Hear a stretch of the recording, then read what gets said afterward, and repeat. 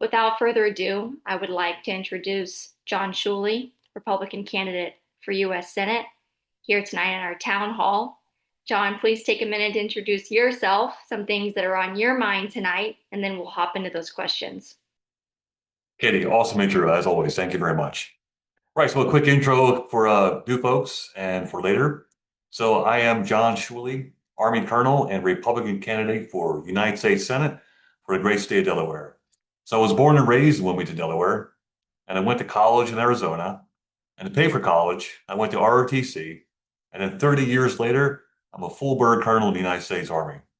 So, during that time, when I was a brigade commander, it was my job to put mission first, but people always.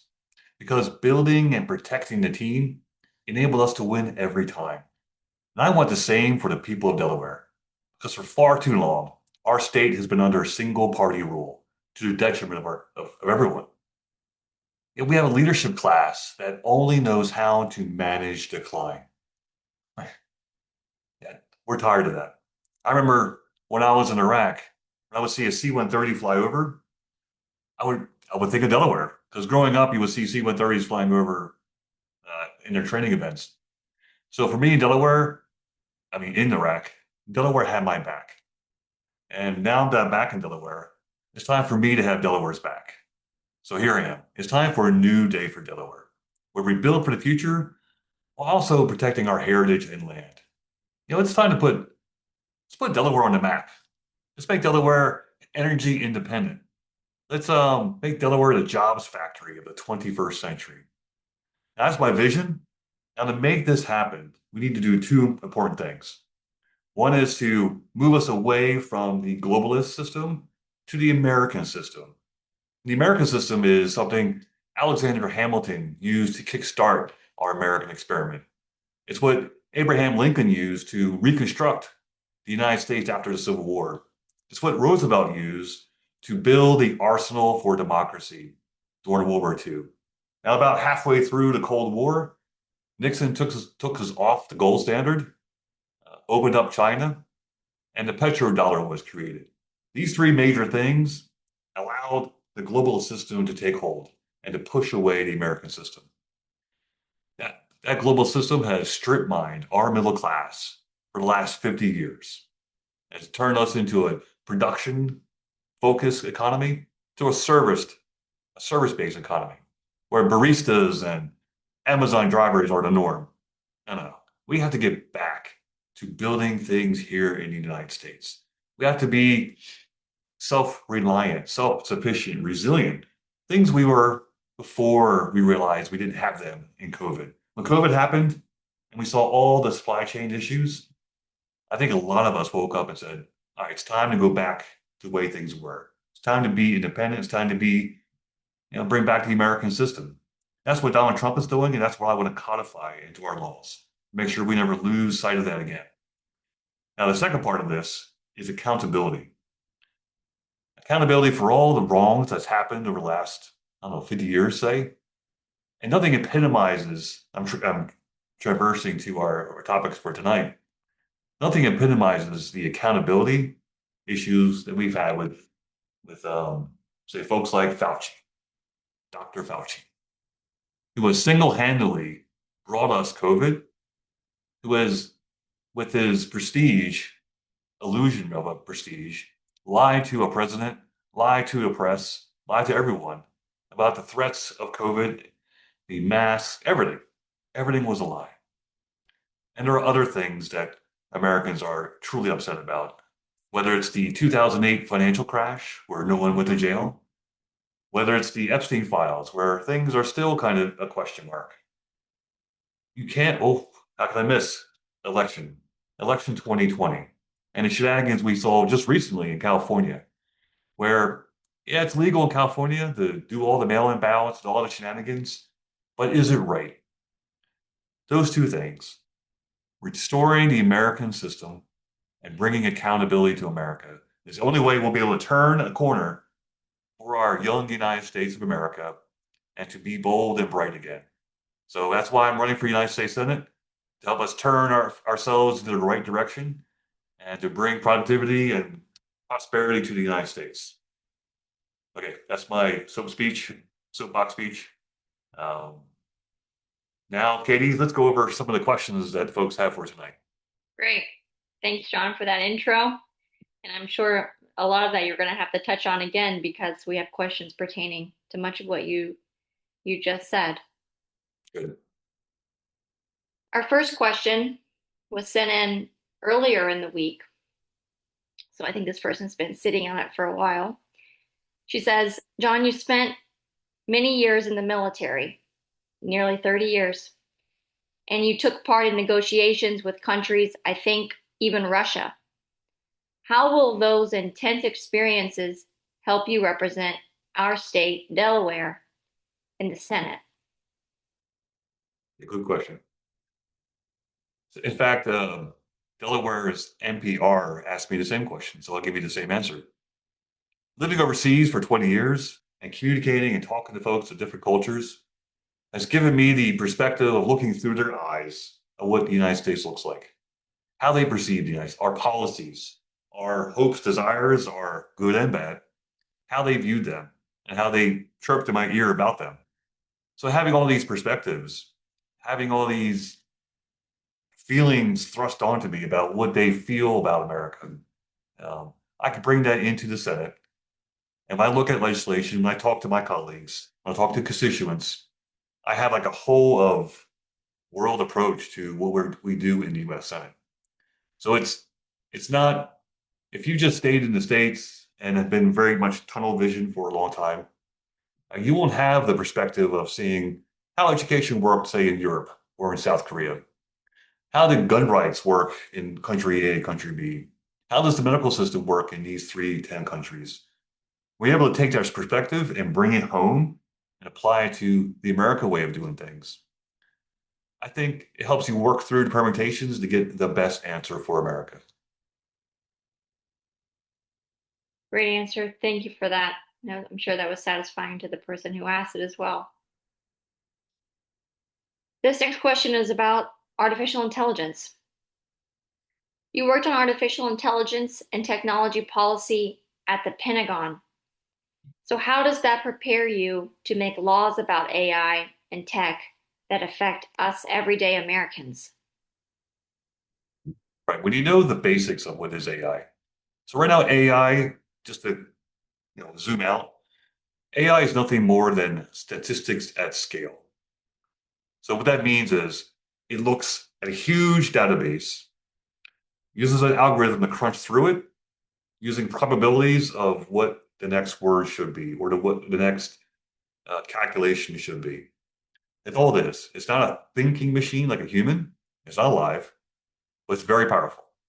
You're able to do, as powerful as a calculator would be to a digital calculator would be to the Apollo space mission if they had it back then.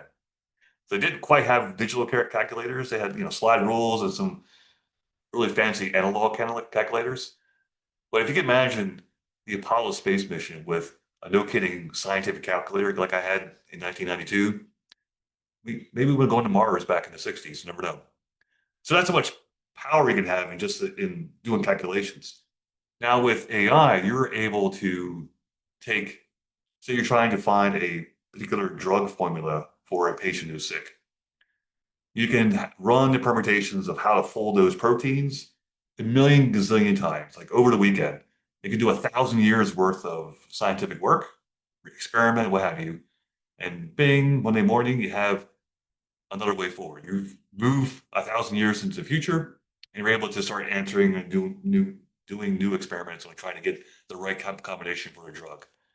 Or you're doing material science. You're trying to find the right formula for, say, making Elon Musk's Starship heat shield actually work in a reusable way. So the real power behind AI isn't all the cute pictures you can make with it or helping you with your recipes, which it can do. But it's the back end where you're able to, you know, thousands of man hours of scientific man hours and experimentation can be done over a weekend, rhetorically, figuratively. That's the real power. And it has huge military applications. Um, I'll just simplify and say, uh, he who is able to find what do you call artificial general intelligence is like the first kid on the block, nationwide, to invent the longbow. To go from like sticks and stones to a longbow is pretty much the equivalent of getting to artificial general intelligence because you can find those formulas quicker than the rest. You can do those calculations faster than the rest, and you can start stepping forward in calculations and in capability far beyond your competitors. So it's very powerful, um, which requires a lot of control. And I think the alignment process, where you make sure that answers or questions is given, aligns with our Bill of Rights. So we're going to create these bots, but they're going to be aligned to our Bill of Rights. Fine, China doesn't have it. Ours is going to have it, and ours will be able to defend against China bots as they start attacking. It's going to happen, but we can't not make American bots think like Americans and have the values of America. Over to you, Katie. As you're speaking, John, I just thought how critical it is right now that we are electing lawmakers and policymakers that have not just experience with artificial intelligence, but the depth of experience that you have that you've worked with it.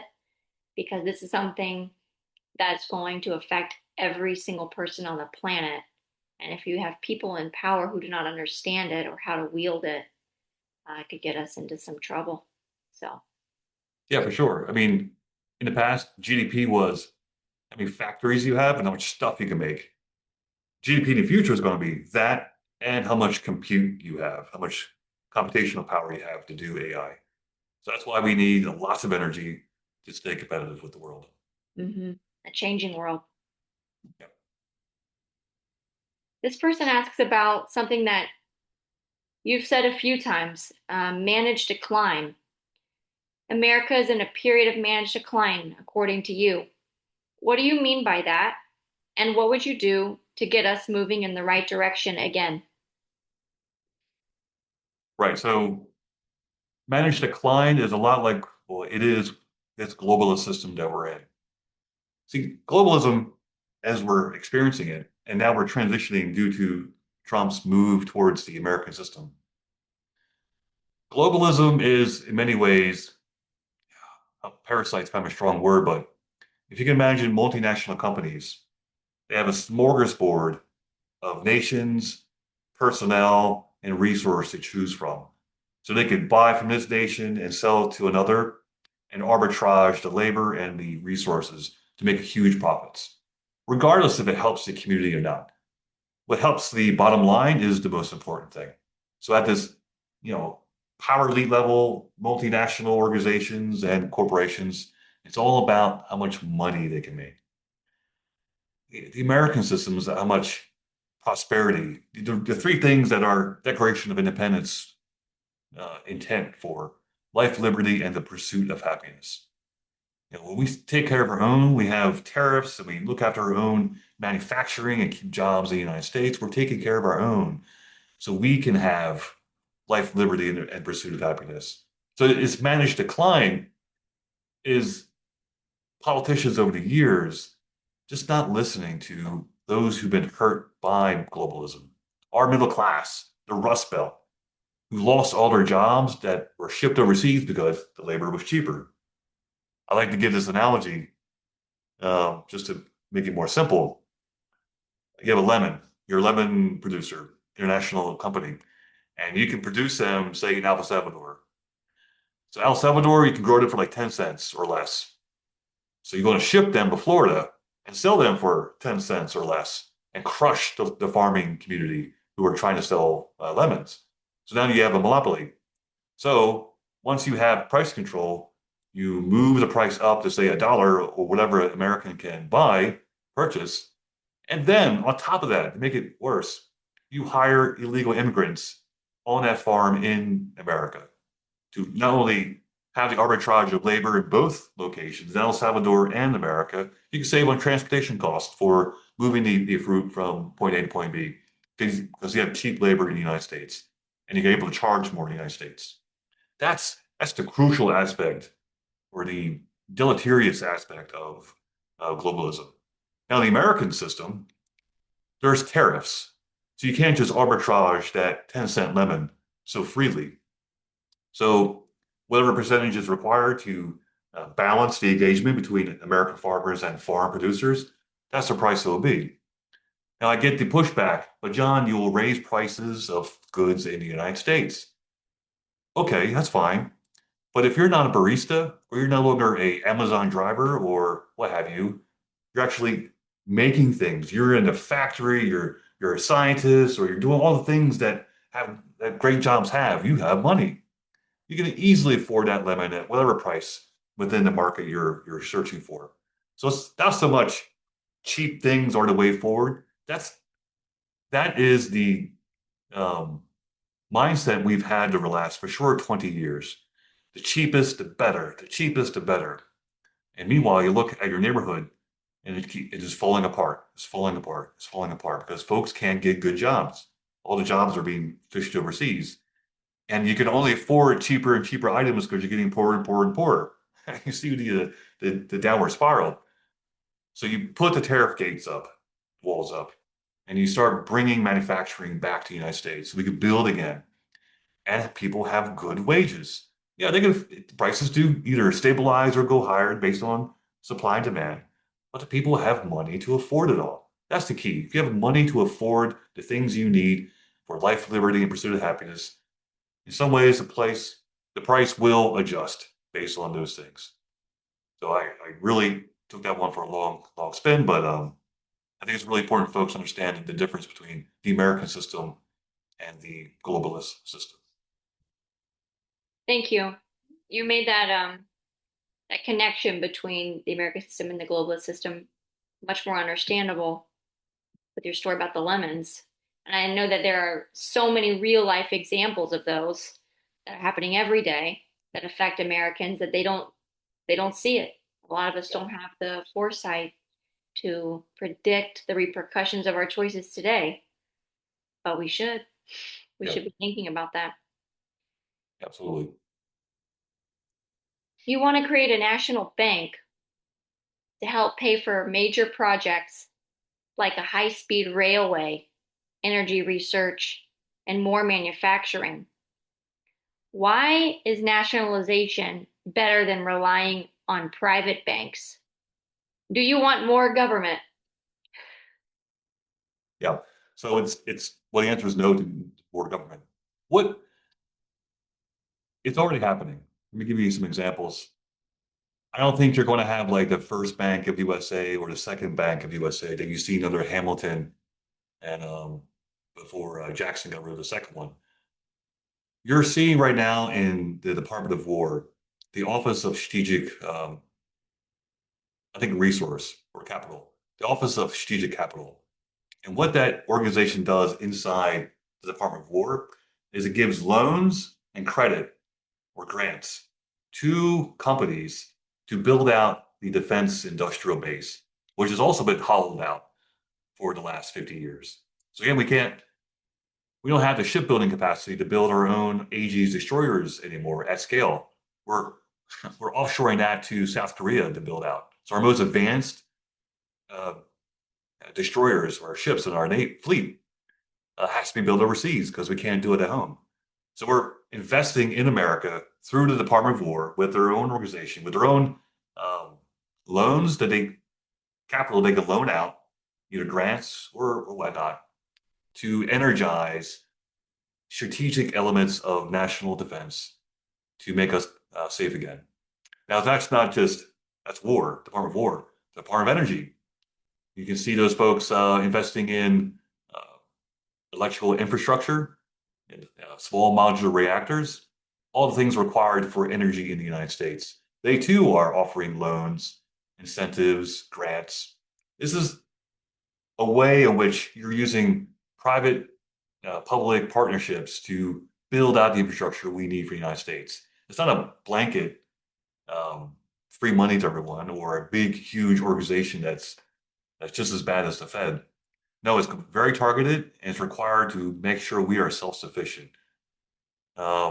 I think Commerce has one in which they're funding one. I think they bought stocks in IBM, and other organizations to help rebuild our chip making capacity in the United States, or our rare earths, investing in mining companies so they have the capital to go ahead and start digging again and getting those rare earths out.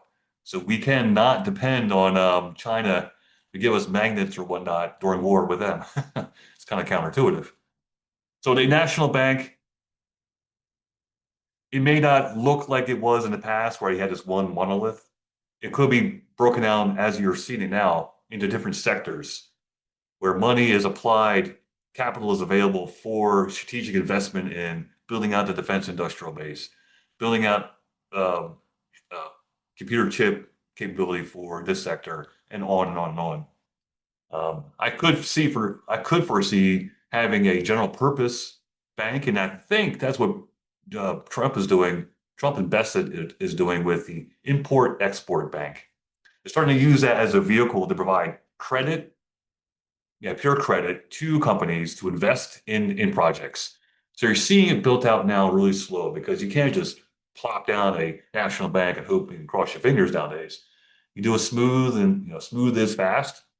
So you use the import export bank. You find ways to move capital through a form of loans to the private sector. Have the private sector invest in that particular element, whatever you're building.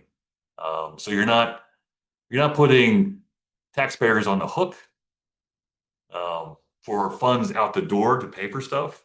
You're investing. You're using private equity wherever possible to be the backstop for this uh, project you're making. But still, in order to make um, investors want to do these big projects, like a 10-year project, who wants to put out like a couple $1 billion to build like this high-speed rail I was talking about? That's a 10-year project for the length of California if they ever do get around to making it. Who's going to invest in that without the backing of a government? So you say, well, we'll take care of the things fall through. We got you. So that keeps the interest rates for investing in such a huge project manageable.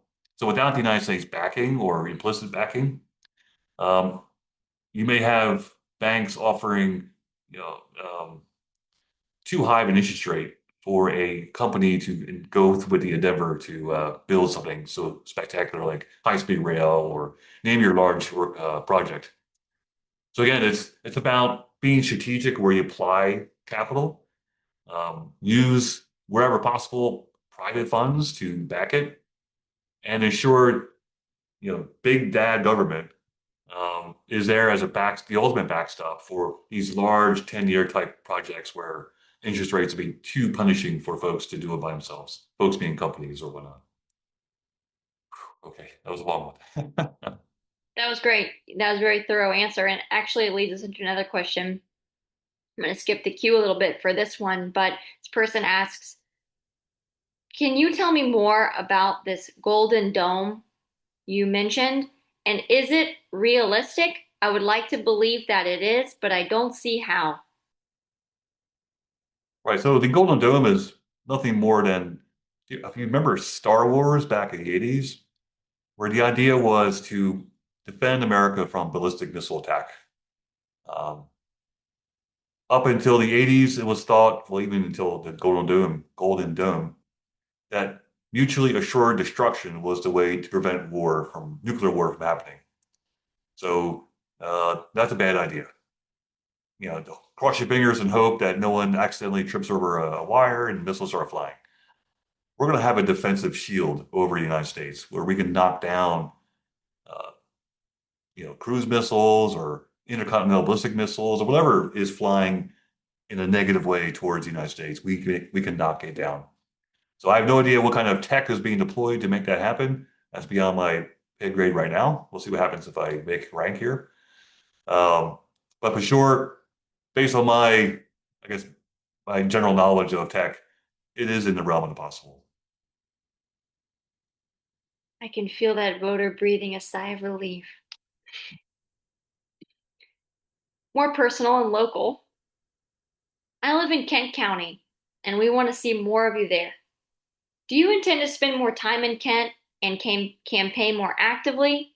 And if so, what do you plan to address in Kent specifically once you win? Well, I want to do a lot of these town halls after I win. Um, I find, and I'm sure I'm not alone amongst senators or congressmen, that it's very easy to go to DC and get huddled, hunker down, and never see the folks again.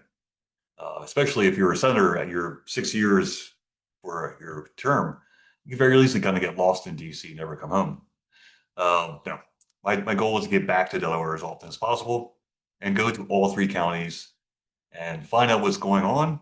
Because for sure, you may get a law passed and the administration may execute, start doing it. But I want to go just like any commander would go. I want to go walk the line, make sure the bills that are passed, the money was spent, is actually doing what we thought was going to happen. So for sure, I will go to visit to shake hands and smile, but I want to see if the stuff we're actually buying or doing is actually happening. So for sure, I will be around for campaigning and also when after the election. And to the first part of that question, do you plan to spend more time in Kent for the rest of the campaign before the primary? I'm gonna do a little bit of both. I got, Newcastle County is kind of big too, so I got to spread the love around. So for sure, I will still be in Kent. Um, I think there's a balloon fair coming up, or I think Hot was air that Peach balloon Fest last week? festival? Yeah. Yep. So there's quite a few things happening pretty soon. So you'll see me smiling and shaking hands. No problem. And not just in person either. To the wonderful voter who asked that question, I'd like to answer a little bit for you. John doesn't like to toot his own horn, but you will see him on TV. You'll see his face on billboards in Kent. We have two up, I believe, already, one on the Air Force Base, and we also have radio interviews coming out and airing.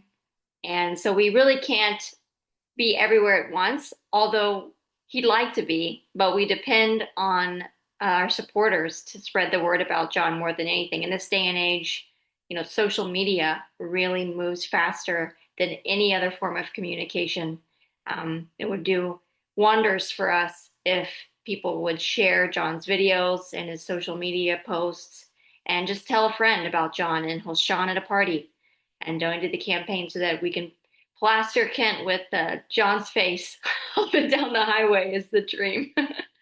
So thank you for that question, and that's really helpful and good to know that you want to see more of him and he'll be there. Busy month coming up. Yes. Well, this person just piggybacked on that question and said, "What about Newcastle? What problems do you want to address in Newcastle?" Yeah. So I was just told this recently. Newcastle is emptying out.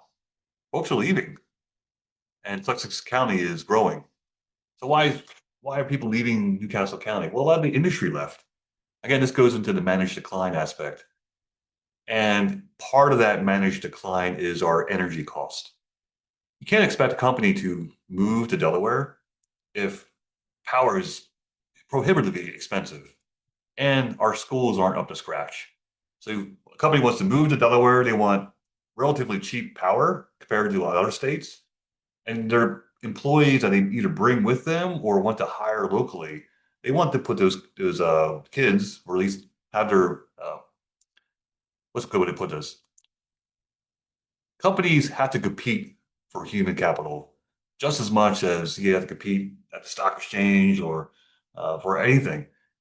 Good humans, are you want to take care of. Just as I was saying earlier about being a brigade commander, building and protecting the team helps you win every time.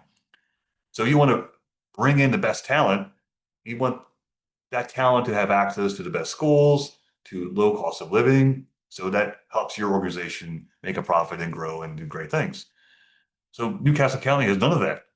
Our schools are pretty bad overall, and our energy costs are through the roof. And again, I'll slam the local establishment here. They've just been ignoring power generation, grown locally, produced locally for 20 years. Our last coal plant we had in Indian River, we turned it off because coal is bad, and replaced it with some windmills that actually aren't even built yet, and solar panels, which can't make up. You can't as cool as the green guys want to know or like to think that solar panels and windmills are great, you can't operate a modern economy on windmills and solar panels alone. You need heavy power. You need nuclear, you need coal, you need natural gas. Those mighty power sources are what make superpowers, are what attract companies to come to your state and plant their factory or their business house because you have power. And if you have the trifecta, you have power, you have great minds that people want to stay in your state, and you have compute. You have access to cheap, relatively cheap compute for your AI or for your data center or for your research center. Um, when you have those three things, companies will come to you no problem, and jobs will be everywhere. So Newcastle County, I think you need to hire some Republicans in the midterms. Great answer. Another person wants to know about your opinion on Bitcoin and how it could hurt or harm the U.S. economy as well as the economy in Delaware. Okay. It won't hurt the economy. Our economy is what, 35 trillion in GDP, and Bitcoin is like less than one or so. It's it's not. I'm not worried about Bitcoin at all affecting the economy. It's too small. As powerful it is, as much as cool as it is, it's not there yet. Um, what I do see, I'm gonna nerd out real quick on economics. What you do see is stable coins, which is a derivative of a U.S. Treasury, short-term Treasury. You'll have stable coins be this new method of transporting value across the world, and also as a way of collateral, moving collateral around the world. So right now, the U.S. dollar is the reserve currency of the planet, and stable coins will make that permanent going forward. So I Bitcoins in this scenario, I love Bitcoin. Been following for many years, and it still has a place, and it will have a very strong place. But it's not. The price goes up, the price goes down. That's just Bitcoin. Um, it'll be all right. You got to get roll with the wave. Um, now I'll twist that real quick and go. The real power of Bitcoin, from a military point of view, is its power. I don't know if you ever heard of Jason Lowery, Lowery. Yeah. Look him up, and you'll find his theory that Bitcoin can be used as a form of defense against AI. Because AI, particularly strong AI, will have the ability to anything that's programmed can be deprogrammed. What you can't do is create energy. So Bitcoin uses proof of work, which means you have to have Bitcoin miners working, electricity is being generated to make the miners work. I won't go into that now, but there's energy. For you to move a Bitcoin from point A to point B, you need energy. Um, you can provide a cyber wall, a wall you can't punch through with pure AI computational power. You need actual energy to punch through. So it's going to be a form of defense and yeah, more than defense going forward. We don't find a way to integrate it, but I feel Bitcoin's future is going to be more in the how do you contain crazy AIs in the future? Well, they're going to have to fight through a Bitcoin wall. So that's my prediction for the future on Bitcoin. Wow, I would never think about that, Bitcoin and AI, but of course the future of the world is tech, isn't it? It's all connected. This voter asks, what's your stance on term limits for Senate and Congress? Well, first, yes. Um, 6 years is a long time to be anywhere. Um, I know in the military, if you're there for more than 3 or 4 years, you're like you've grown out of your job so quickly. So to stay in DC doing the same senator job for like 30 plus years, like Biden has done, there's no way you're thinking new things. There's no way you're developing ways to improve Delaware or whatnot. At that point, you're improving yourself. and your clique that you've grown over the years. That good old boy network has to be cut short. Um, Now, there's always a however comma. You can't cut it too short. You still need a senior senator who knows what the heck's going on. So where that balance is, I won't say a hard number. I say 2 terms, maybe even 3, but 3 is absolute max. 3 is a stretch to me in my mind. I mean, I can't imagine doing 18 years or whatnot in the future doing this job. Um, no, no way. Um, but having senior, put it another way, kind of like when the president has won his second term, those 4 years, he feels free to do things he couldn't do in the first 4. Well, imagine a senator who knows that's his last term. That's a pretty powerful senator. He knows, or she knows, there's no like sort of Damocles hanging over them for the next election. They can they can put their action into the best interests of the United States when they have that kind of freedom. So, in many ways, let's give our senators and congressmen the freedom to do their job. Great point. Maybe it's a favor more than anything. Yeah. This is timely. In light of the fraudulent Fauci hearing, if there was another COVID-like virus emergency, global health emergency, how would you keep people safe while still protecting the personal freedom? I don't know if you got a chance to see the Dana Bash and RFK interview. If not, please go listen to it. I'm going to parrot what I heard from RFK, which I think is great. In COVID, we ignored the advice of doctors on the front line. They were coming up with therapeutics. They were coming up with ways to treat COVID. And the Fauci's of the world and the media pushed them down, silenced them. So in many ways, our First Amendment rights during COVID were violated heavily. Never again. We need that super transparency of the frontline workers to cross-pollinate ideas, what went wrong, what went right. You can't get in the way of that, or you will get hurt as a nation with a deadly pandemic. Um, if we have open communication between doctors who are experiencing different issues, it may even never become a pandemic because it gets squashed so quickly. So the First Amendment isn't just for you to like have the freedom to go, against a man, but it also protects you. It's a way of protecting your community by sharing information to help everyone be stronger and more resilient. Okay, this is another timely question. What is your stance on banning Sharia law? So, well, you can't have competing uh, legal forms in the United States. There's only one, supreme law in the United States. That's the Constitution. Uh, you can have like a club where you have your own little clique of things you do, but you can't enforce that on other people.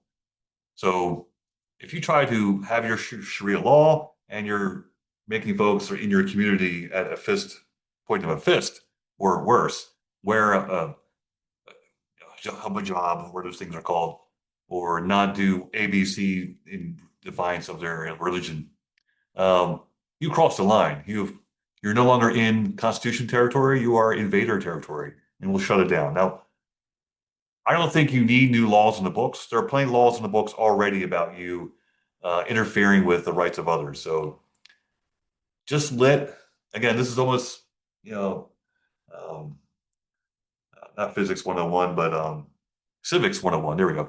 It's like civics 101. Let the lowest level folks handle it at their level. Let the mayors figure it out. Let the councilmen figure it out. If they have trouble, they can ask on higher for more help. But the rules are already in the books. No need to like it's it's a red herring in many ways. Because once you start going down the route of we're going to ban Sharia law, You get into constitutional issues, you get into religious conversations about freedom of speech and religion, where it's not necessary. There's already laws on the books that says you can't instill a new rule book of law into the United States because we already have one. And the same voter asks, what's your stance on banning lab-grown food? I think the taste will take care of itself. I'm serious. I mean, I've we've had the forever meat or fake meat. I can't remember what the name of it is. People aren't buying it Beyond, because it tastes beyond meat. beyond meat. That's right, beyond meat. Tastes terrible. It's not like a proper Texas steak, you know? So I think the taste buds will take care of that one. I'm not worried about that. And a couple of weeks ago, we had a similar question. You said labels, and people are Labels. choose for themselves. Absolutely. Labels. Washington is more divided than ever. If you're elected, how will you work with people who don't agree with you and still be able to get things done for Delaware? Yeah. The power comes from the people. So if there is a particular issue and I have all of Delaware behind me, I have all of Delaware behind me. For sure, I will work with folks, but I can't, if I don't have a mandate from my home state or from the mandate of the people of the United States, then maybe it's not worth fighting. But if it is, and I have a group of folks who are thinking the same way, yeah, we're going to find a way. We're going to find a middle ground and move forward. Um, yeah, that's just negotiations 101. We'll find a way. That attitude would have saved us a lot of time and a lot of government shutdowns, John. Yeah, really. I wish they all thought like you. Okay, here's a very candid question, and we really appreciate these. There are several candidates running for Senate here, and I haven't made up my mind. I like you and I agree with you, but as we approach the primary, I would like to hear you answer this question. Why should I vote for you? Hmm. I bring a standard of thought that is deeper than just what I do last week. Having an international perspective, having a military background, having discipline, and frankly, not being bought by. I've only been doing this as a politician for since January. I could easily not do this. Hang out at the golf course. I'm retiring from my '06 from Colonel in May next year. I've already retired from civil service last year. So in many ways, I'm done. I'm ready. I'm ready for the golf course or something else. The wife does not want me to stop working for one. But there's no sword over me making me do stuff. I'm not beholden on to a particular interest group because that's where my paycheck is coming from. I'm a free agent.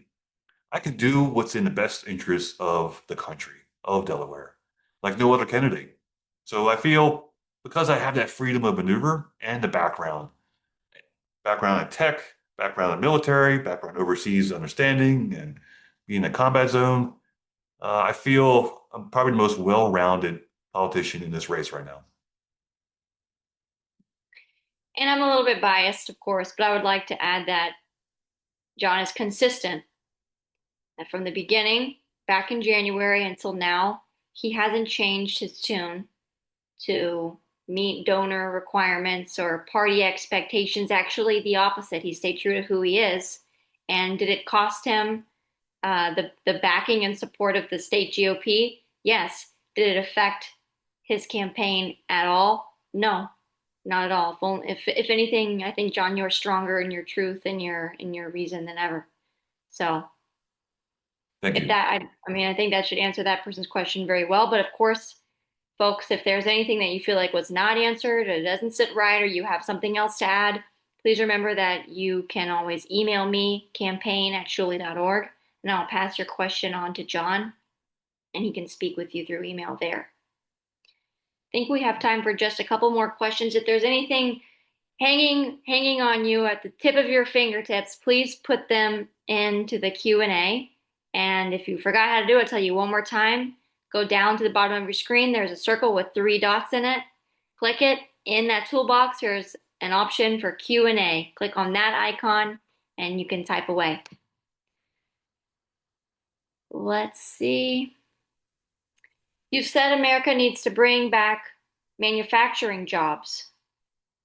What specific steps would you take to create good paying jobs in Delaware as soon as you get into office? Again, it's all about the power. You have to set the groundwork for bringing in these companies to want to be there. So I want Delaware to be the first state to have small modular reactors up and running. If you have 3 of these things, which each about the size of 3 McDonald's, you have 3 of these evenly spread out within Delaware, you've met the power requirements for Delaware, just baseline. And you start adding more and more, and now you're having extra capacity for investment by companies. You have extra capacity where folks can buy the electricity for their use, being industrial. So now Delaware becomes the business of selling electricity, maybe even to Maryland or Pennsylvania. Now you're able to subsidize the rates, the pay rate for your electrical bill. Yeah, I said $1 a month for your electrical use as a resident. That's entirely in the realm of possible. That's how much power we have in the United States. We're just brimming with energy. It was just the last 50 years, literally, we have chosen not to use the energy that we have at our fingertips. The raw resource, we have the brain power, we have the know-how. For a very long time, we just lacked the will. So I want Delaware to be the first state to have a small modular reactor up there running. We'll have a contest to see which county wants it first. But for sure, it will be the best move we can make as a nation and a state. Thank you. I think this is very fitting for a final question. And John, you have some time, so if you would like to expand on this, feel free, because it's a big one. Many Americans have lost our trust in our government, and we feel that politicians don't listen to us. What would you do differently to rebuild our trust and show us that our voices still matter?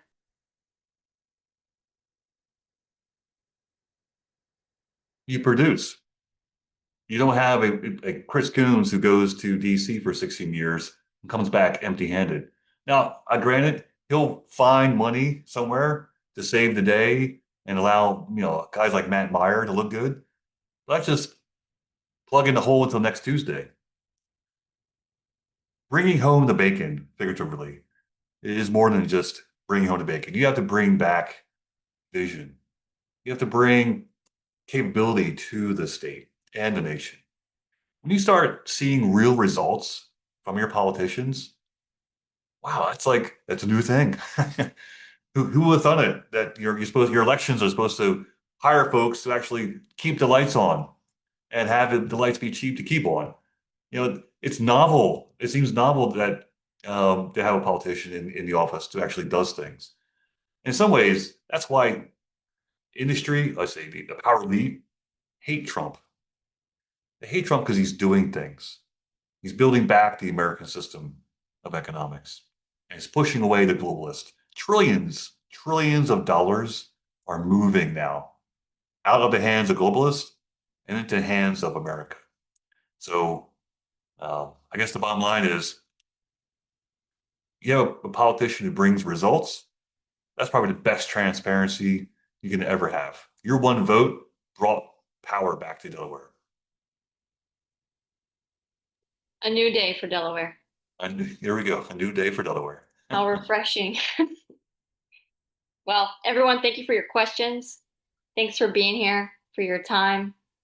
I'm going to plug this for John because he won't do it himself, but John was right when he said that he could be kicked back on a beach somewhere, but he is taking up a new career, not just any career, but a stressful career, a very demanding career, taking time from his family, from the state that he loves, from his community to serve people like us, to serve us. So we really appreciate your help. We appreciate your support. We appreciate your prayers for John. We appreciate you showing up to events that you know he will be at and shaking his hand and just showing him some love, really, because that's what keeps him going. This campaign is largely self-funded and grassroots gifts from folks that have a little and give a lot. So we appreciate all of those people. If you are in that group, we want to say thank you Yeah, from thank all you. of us, of course, John as well. And it means the world to us that you care enough to keep this going because we aren't giving up, not even a little bit, no inch. We're making it all the way to the primary and then on to the general and then on to DC. So if you like what you heard tonight, please go to John's website if you haven't already. Sign up as a supporter so you can stay in the loop. And feel free to use this same exact link that lovely Gina sent you in your email for next week's meeting, the same time. Please share with your friends, your neighbors, people across the aisle, across the county line, and get more people here who are even just curious so that John can earn their vote. So we want to say thanks a lot. And John, if you have any last words, I know they'd love to hear from you. Yes, voter apathy is quite high in Delaware, to the point of even politician apathy is quite high. So a lot of seats have gone uncontested, both Democrat and Republican in Delaware. So again, it goes back to the previous question. Um, it's time for, in this case, Republicans. We need to build an opposition party in Delaware. We need to hold the current party's feet to the fire. Um, Frankly, you can only do that by being brave and motivating folks around you to go to events, to question your leadership, and to help build the Republican Party to be that opposition and eventual leading party in Delaware to bring about a new day for Delaware. Wonderful. And everyone, I know that I speak for all of us when I say that we'll sit with that and it will inspire us this week. And we hope to see you here again next week, our live town hall. Bring your good questions. Thanks for being a supporter. Thanks for joining us tonight. Have a great week and see you next Thursday. All right, Roger Good out. night, everyone.